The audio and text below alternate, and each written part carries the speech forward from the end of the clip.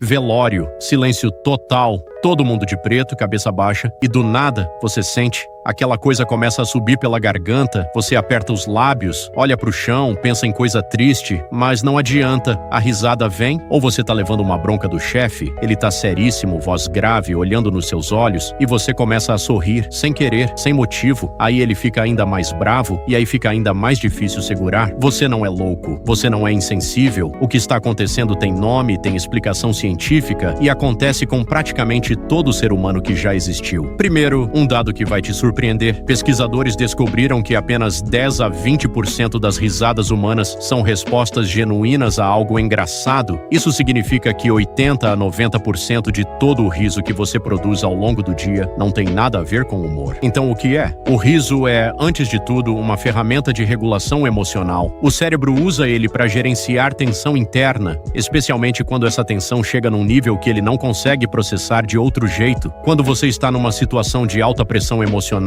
medo, vergonha, constrangimento, choque, o sistema nervoso entra em alerta, o coração acelera, a respiração fica curta, o corpo inteiro fica tenso e o cérebro, que detesta desequilíbrio, procura qualquer válvula de escape disponível. Na maioria das vezes, essa válvula é o riso, não porque a situação é engraçada, mas porque o riso é a forma mais rápida que o corpo humano conhece de liberar pressão emocional acumulada. Mas aqui está a parte que a maioria das pessoas não sabe e que explica porque quanto mais você tenta segurar, pior fica. Existe um fenômeno chamado efeito irônico. Quando você tenta suprimir ativamente um comportamento, o cérebro cria um processo de monitoramento que fica verificando constantemente se você está suprimindo corretamente. E esse monitoramento, paradoxalmente, mantém o comportamento ativo. Traduzindo para o velório, quando você pensa, não posso rir, não posso rir, não posso rir, o cérebro está na verdade repetindo rir, rir, rir, como monitoramento. A pressão aumenta e o riso fica ainda mais difícil de segurar. É um loop. A proibição cria ansiedade, a ansiedade aumenta a tensão pede alívio e o riso explode justamente porque você estava tentando impedi-lo. No cérebro, o sistema límbico, responsável pelas emoções, entra em conflito com o córtex pré-frontal, responsável pelo controle social. Quando a tensão emocional é alta o suficiente, o sistema límbico vence e o riso sai. Agora vem a parte que vai mudar completamente a forma como você enxerga esse comportamento. Esse riso inapropriado é uma herança evolutiva. Outros primatas, chimpanzés, gorilas, orangotangos,